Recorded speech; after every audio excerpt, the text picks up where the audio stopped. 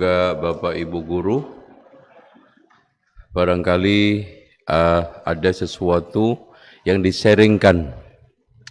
Karena pendidikan ini sifatnya adalah sharing. Ini ada satu pertanyaan di tangan dia. Ya. Bismillahirrahmanirrahim. Bagaimana solusinya bagi guru yang memforsir pelajarannya yang berdampak pada ketidakpahaman siswa? Namun guru tidak mempedulikannya, yang penting materi selesai. Ya. Ikhwah sekalian, seorang yang mengajar dengan metode seperti ini menggunakan istilah metode bulldozer.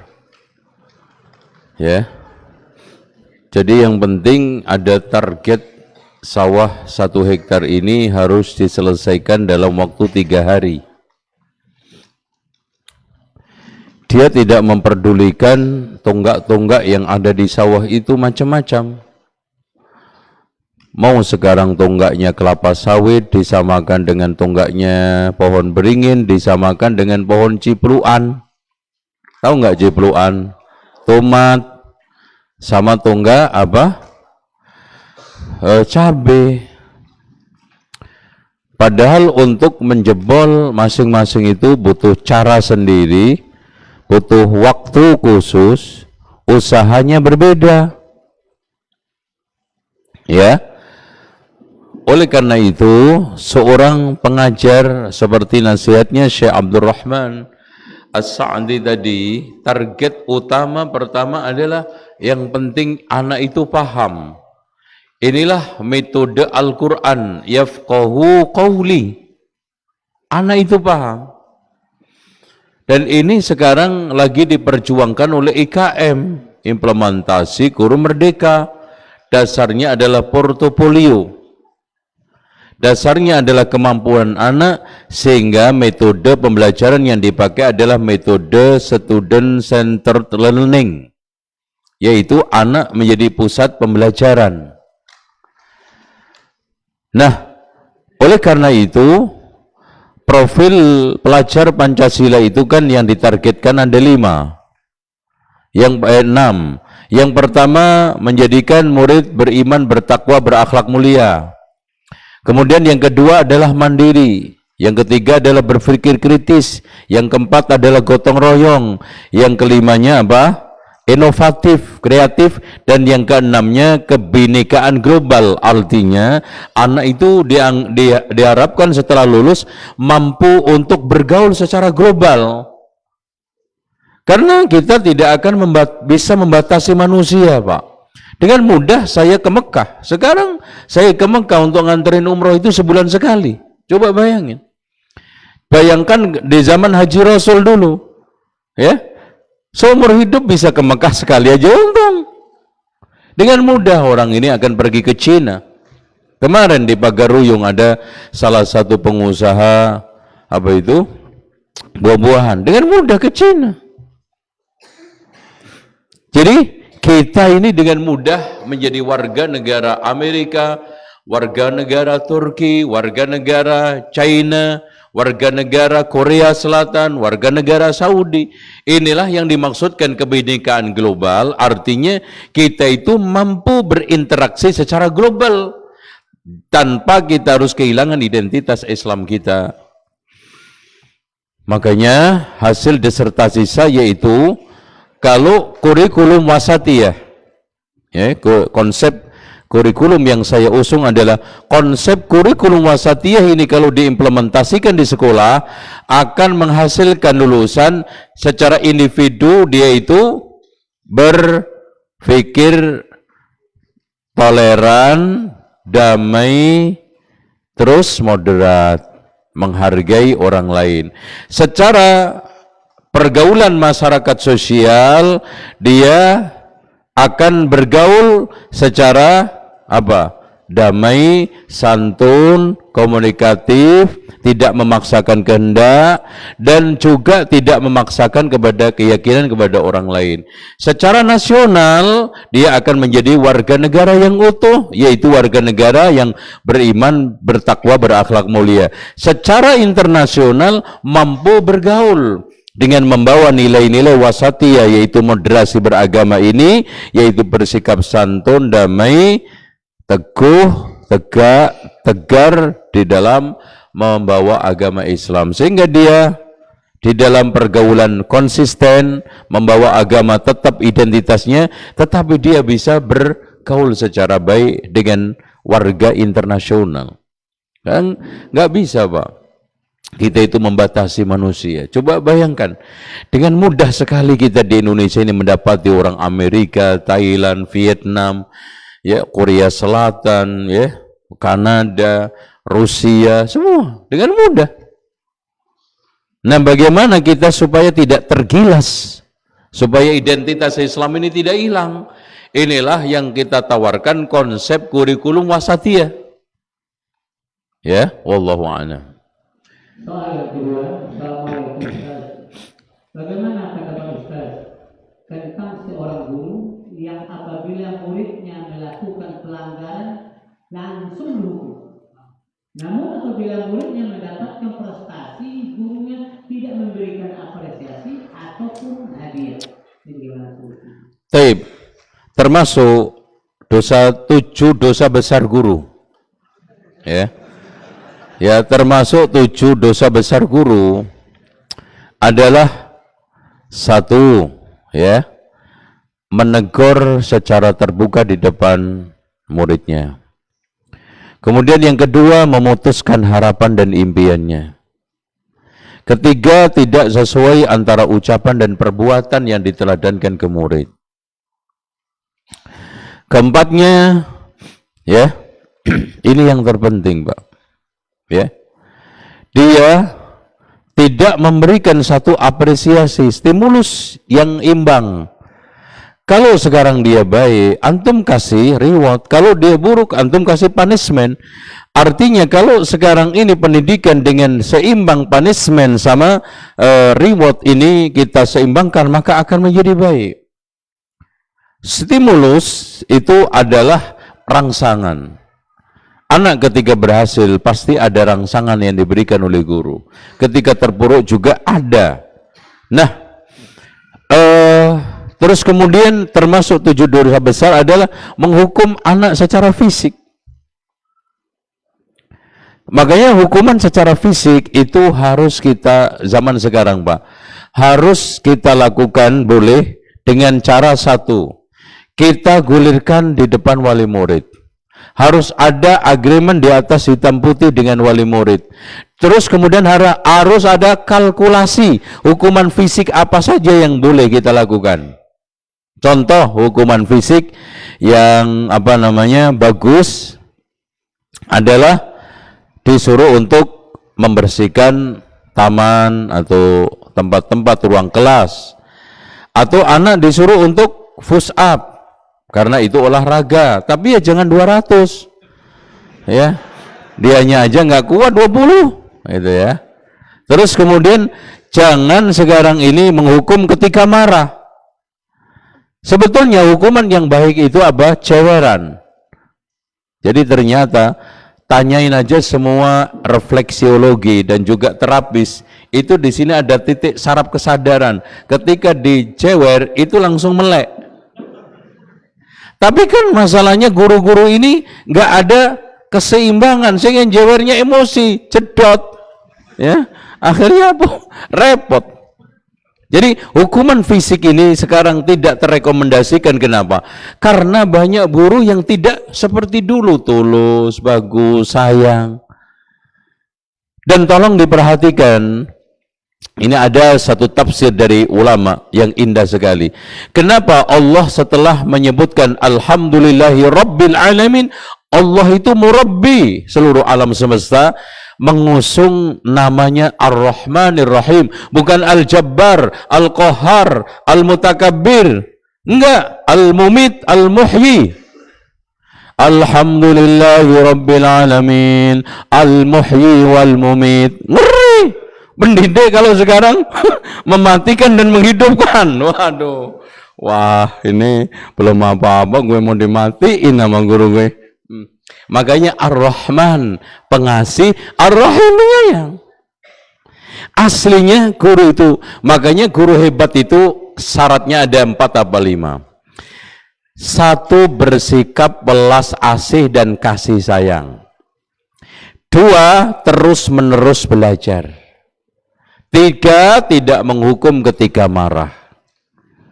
4, mampu secara fleksibel menyesuaikan dengan perubahan. Jangan kaku.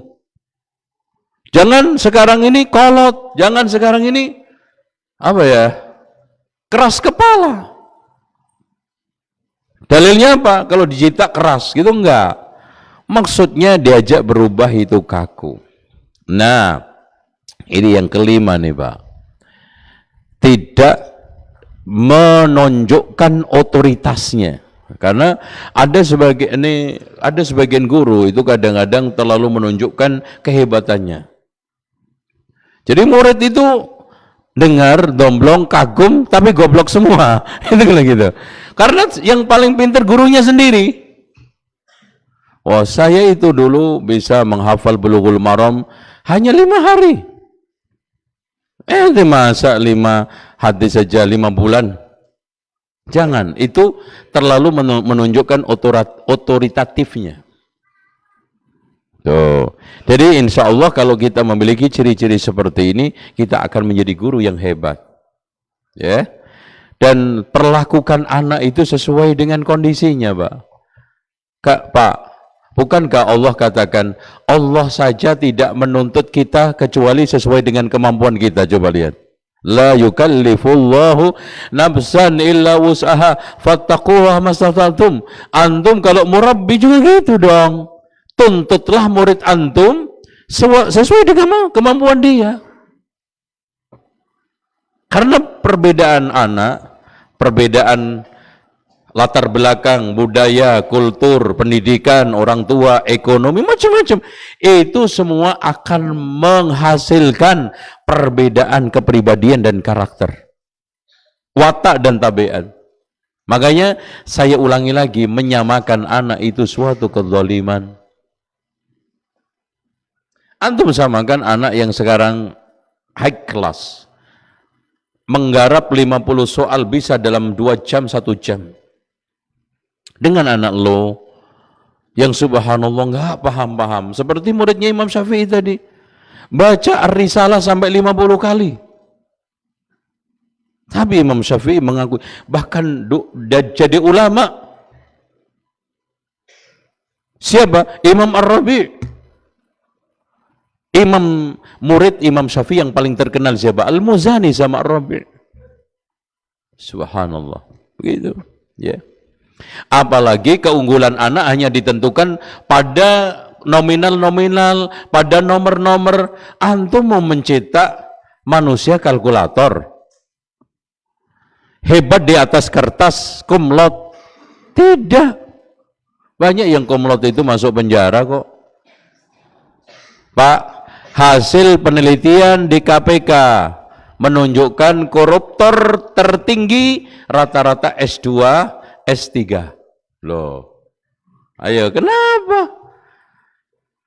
Dan sampai detik ini yang SMA belum ada.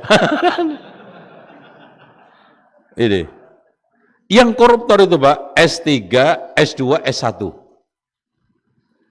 Kenapa? Makin tinggi gelarnya, makin tinggi pendidikannya, makin berani korupsi. Kenapa? Nah ini ada konslet, ini ada permasalahan pendidikan. Nah kenapa ada masalah apapun, selalu yang menjadi sasaran utama adalah pendidikan? Karena pendidikan mengemban amanah terbesar dari perubahan bangsa ini. Makanya segala sesuatu penyimpangan yang ada di negara selalu pendidikan, lembaga pendidikan yang menjadi apologi. Kenapa? Karena memang lembaga pendidikan itu punya amanah besar. Karena nggak mungkin ada orang itu berubah menjadi lebih baik tanpa proses pendidikan. Makanya perubahan itu hanya bisa didapat dari pendidikan. Ya, wallahu a'lam. Ada lagi? Ada masih banyak. Assalamualaikum Ustaz. Saya mau bertanya, bagaimana cara mengatasi murid-murid yang susah diatur? Padahal sudah ditegur, dinasihati dengan lembut sekali. Tolong berikan motivasinya buat para murid-murid. Jawabannya ada global sama rinci. Globalnya, karena guru hanya mampu membangunkan fisiknya, tidak mampu membangunkan jiwanya. Padahal lagu kita aja, bangunlah jiwanya, bangunlah badannya. Sama juga, kenapa banyak orang tua yang kesulitan membangunkan anaknya sholat? Karena yang dibangunkan fisiknya, tidak dibangunkan jiwanya. Dengan cara apa? Motivasi. Nah, membangunkan jiwa itu lebih sulit daripada membangunkan fisik. Kenapa? Gampang. Lo tendang aja guling. Bangun lo. Ngorok aja. Itu. Monyet aja kalah lo. Tuh lihat monyet udah naik-naik ke atas sini. Udah anak bangun langsung kan gitu. Masa kalah sama beruk tuh. Belum sobo aja udah naik di atas kelapa. Dapat 5 lo masih. Ngorok aja. Bangun anak. Tapi ketika nggak ada antum, dia bangun dengan normal? Enggak. Jadi masalahnya banyak guru kurang bahan membangunkan jiwa anak. Makanya di sini literasi dikuatkan, baca dikuatkan, ilmu ditambah. Baca, Pak. Masalahnya banyak tulisan-tulisan jurnal itu, Pak. Kalau antum buka Google Scholar itu jutaan makalah. Metode-metode untuk mengajar itu Masya Allah. Tapi ada nggak yang ngedownload? Naifnya guru itu ternyata ada guru yang nggak betah membaca. Lah gimana? Ya Allah, lewat kalau begini. Makanya saya itu paling marah. Saya itu paling keren kalau ada guru malas belajar. Ente udah di kandang ilmu aja malas belajar. Gimana nanti di luar? Mendingan keluar loh, jualan cendol. Sekarang tempatnya ilmu, pusatnya ilmu, belajar difasilitasi, masih juga datang terlambat. Anda sampai marah. Yang di luar sana, Mas, nunggu saya ngundang sampai 3 tahun, 4 tahun nggak dapat. Antum ditongkrongi begini masih juga absen, kebangetan loh. Gue cabutin lo rambut ente. Gitu. Ya, ilmu, Pak.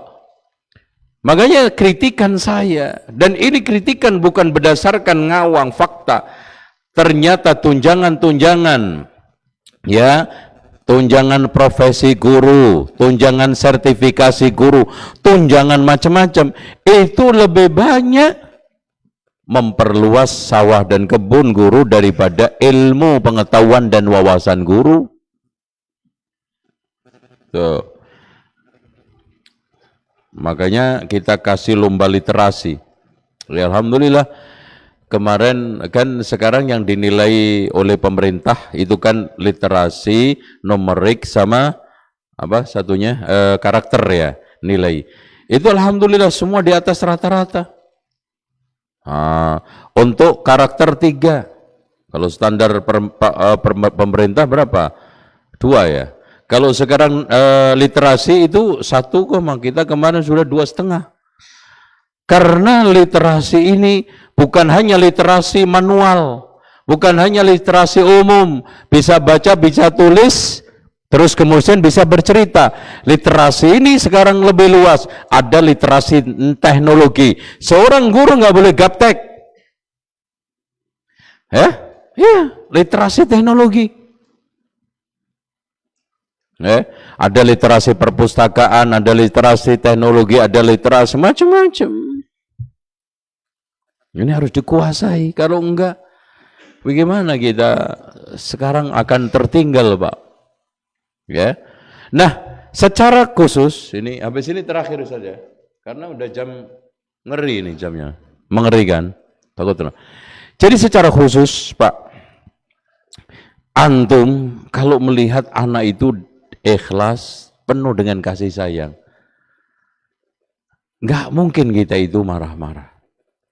Masalahnya yang kedua, di sini ada keyakinan yang menyesatkan, di mana guru dengan cara galak mampu mendisiplinkan murid, sehingga ada celetukan kalau nggak galak bukan guru Indonesia. Sholat, masuk masjid, galak. Dengan galak itu sehingga anak disiplin, anak nurut. Ya tuh, nggak benar. Ya. Jadi anak itu adalah kesadaran, anak itu ketersentuhan, anak itu apa?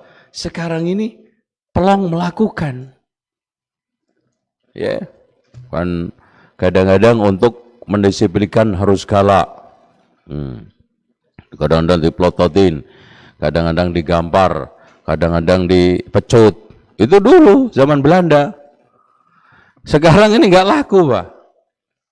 Karena masalahnya sekarang ini, maaf, keterbukaan, sosmed, macam-macam itu, informasi itu sangat tinggi, dan tuntutan kualitas itu, apalagi sekarang ada GAT, atau enggak GAT?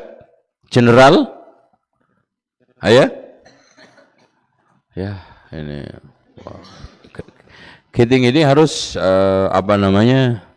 ke General Agreement Trading Service, artinya sekarang ini seorang itu harus bisa menjamin kualitas jasa atau barang yang dia jual, dan pendidikan ini juga termasuk di dalam bagian industri jasa, walaupun kita tidak jual beli maknanya komersial. Nah, tuntutan orang terhadap kualitas sekolah itu tinggi dengan aturan itu internasional. Nah, itu oleh karena itu intinya gini, kapan-kapan kita harus adakan pelatihan, ya, contoh menjadi guru mengagumkan. Itu penting itu, Masya Allah. Gimana guru yang bisa dikenang seumur hidup.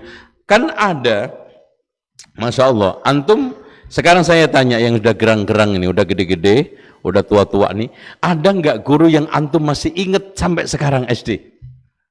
Bukan galaknya ya, itu bukan. Ada guru, Masya Allah. Coba ini kisah, dan habis ini saya closing tutup. Syekh seorang pemilik, seorang pengusaha besar Saudi, pemilik perusahaan terbesar dan bank besar adalah Ar-Rajihi, namanya Abdurrahman bin Abdul Aziz Ar-Rajihi. Dia ketika pensiun itu mewakafkan berapa persen hartanya, kemudian setelah itu dibagi-bagi ke anak-anak cucunya, kemudian dia hidup normal seperti zaman dahulunya. Pada saat itu dia ingat gurunya pada waktu SD. Ternyata masih ada, Pak. Kenapa guru itu dikenang? Karena pada saat zaman dia duduk di bangku madrasah, dia tidak bisa ikut piknik karena nggak punya duit, dibayari sama guru itu. Subhanallah. Diingat, dikenang, dibelikan rumah yang harganya miliaran. Masya Allah. Itu guru hebat. Jadi guru hebat itu guru yang bukan hanya mengetahui cara berpikir yang baik, tetapi mengenali kepekaan hati dan pikiran orang. Guru yang hebat itu bukan guru yang bisa sekarang ini mengajarkan akhlak mulia dan akhlak yang buruk. Guru yang hebat, guru yang mampu menyelesaikan konflik kelas antar anak murid. Itu guru hebat. Bisa melerai, bisa membangkitkan, dan memang nggak mudah, nggak semua orang itu bisa jadi guru aslinya, Pak. Itu, makanya gugu ditiru kok. Cuman sekarang ini kan bermudah-mudah karena masalahnya sekarang ini kan kerja, siapa aja bisa jadi guru. Sebetulnya guru itu, tapi insya Allah dengan pelatihan, pendidikan, pemberdayaan, pengembangan yang terasah, terarah, insya Allah akan menjadi baik. Dan ini sekarang konsen saya. Setelah saya belajar sampai S3 tentang masalah kependidikan, itu ternyata kuncinya adalah guru.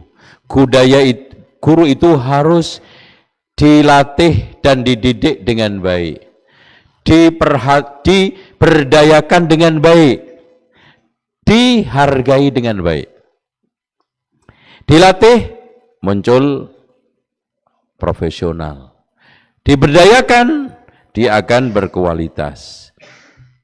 Dihargai, dia akan loyal. Tuh, kan udah.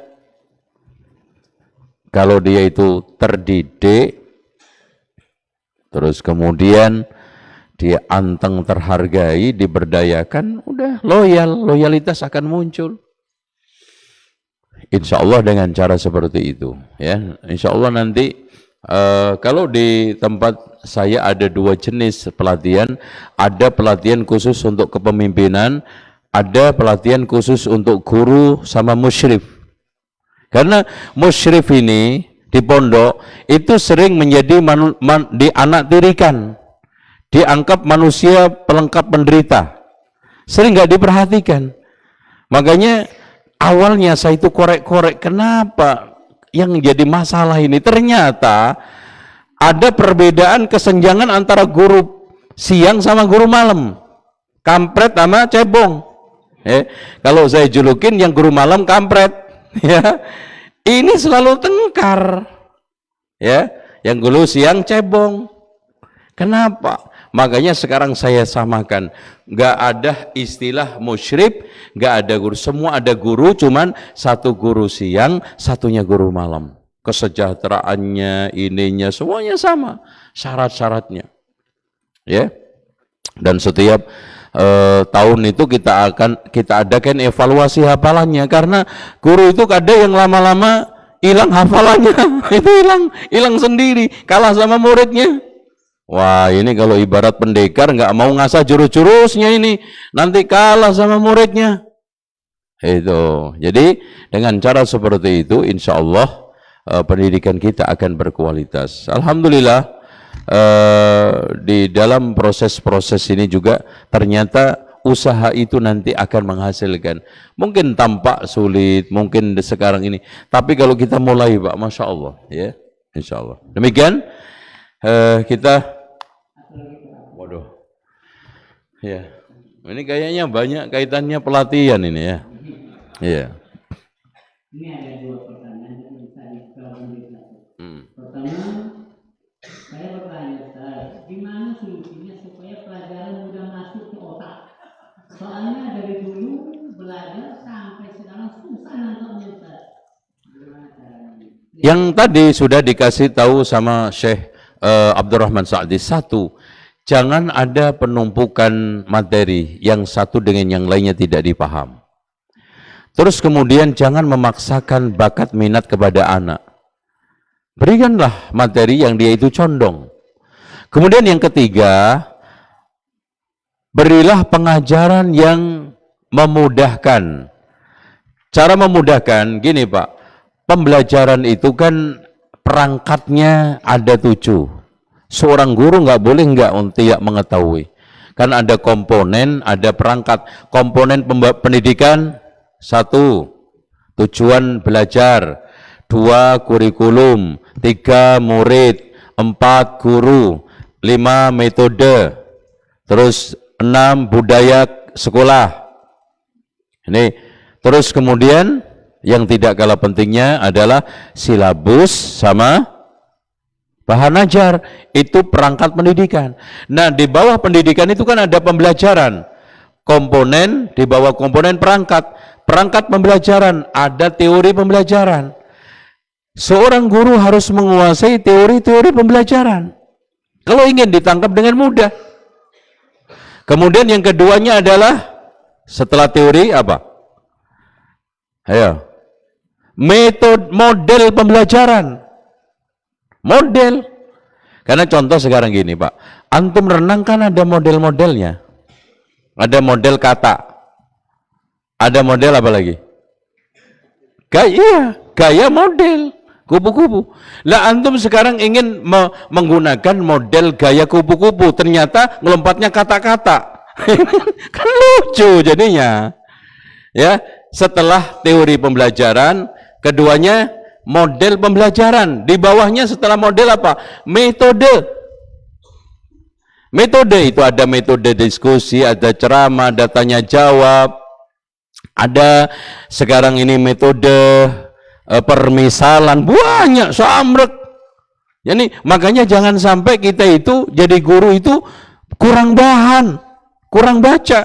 Banyak metode-metode supaya anak itu masuk. Contoh aja, ada anak nggak paham-paham bahasa Arab, udah aja keluar bahasa Arabnya naik, suruh aja naik pohon. Ini bahasa Arabnya sa'adal syajarah. Ingat itu. Setelah model pendekatan. Pendekatan ini Masya Allah ini tergantung gurunya. Nah yang terakhir strategi. Strategi pembelajaran itu Pak harus dikuasai oleh guru. Karena kadang-kadang murid ini nggak paham, bukan persoalannya.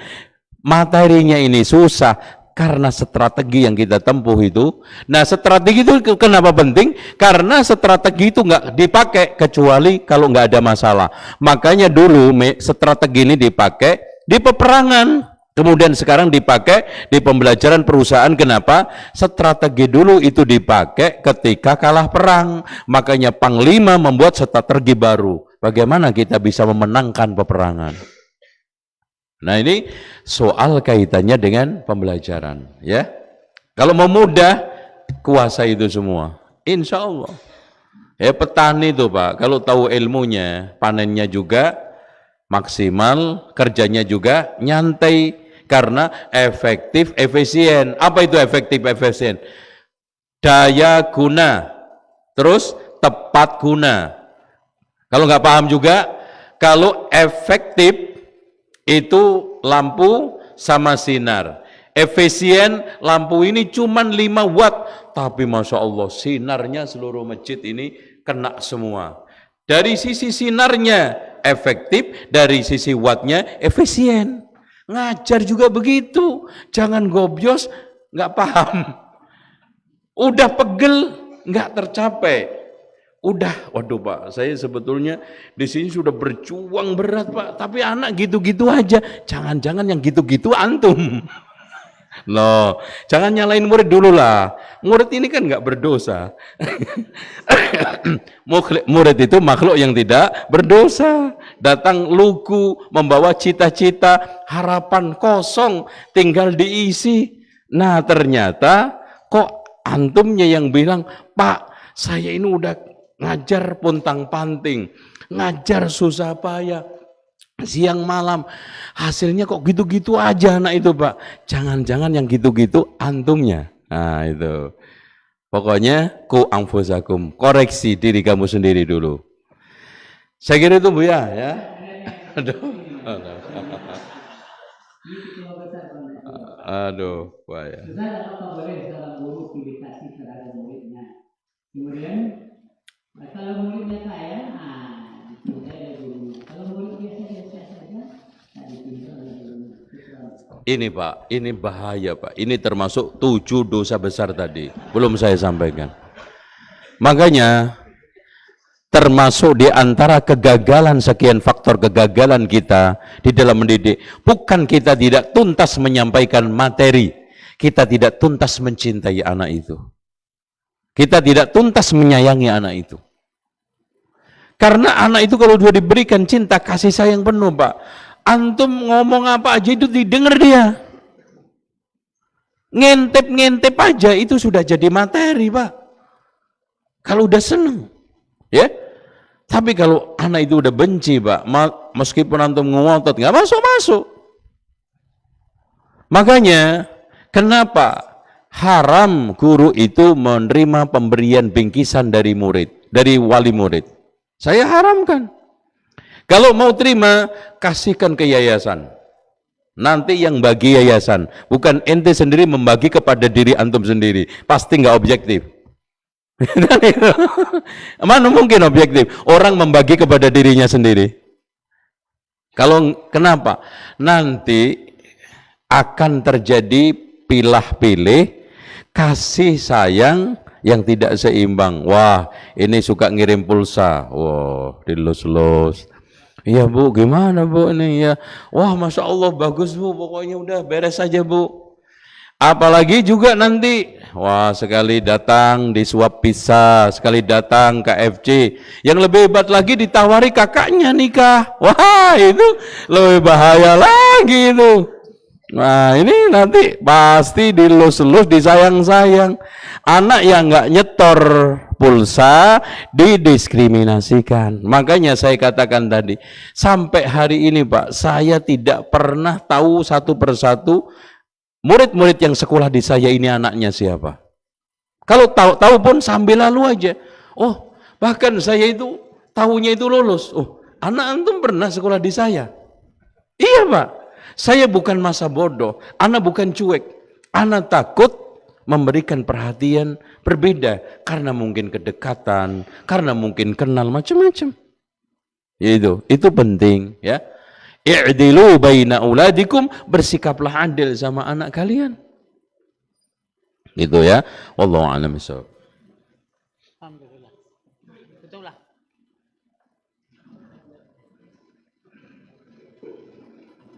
Segar. Semua tergosok. Oh, alhamdulillah. Nanti pelatihan lebih digosok lagi loh pelatihan. Itulah tadi tausiah yang sudah disampaikan oleh Ustaz. Mudah-mudahan apa yang kita dengarkan bisa kita amalkan, karena hatafal ilmu bil amal wa in ajabahu wa illa tahal. Ilmu itu menuntut kita untuk mengamalkan. Kalau kita amalkan dia menetap, kalau tidak dia akan meninggalkan kita. Mudah-mudahan apa yang sudah disampaikan dapat kita amalkan. Tidak bisa semuanya, kita usahakan sebagiannya. Ma la yutraku kulluhu la yutraku julluh. Tidak bisa kita dapatkan semuanya, jangan kita hilangkan seluruhnya. Kemudian terakhir dari segi infak, total terkumpul Rp7.367.000. Kita ulang, total infak Rp7.367.000. Terakhir kami tutup sampai di sini daurah kita pada hari ini. Yang salahnya ketika pembawa acara salah menyampaikan sesuatu, mudah-mudahan dapat dimaafkan. Kita tutup dengan membacakan doa kepada majelis. Subhanallahumma wa bihamdika asyhadu an la ilaha illa anta astaghfiruka wa atubu ilaik. Assalamualaikum warahmatullahi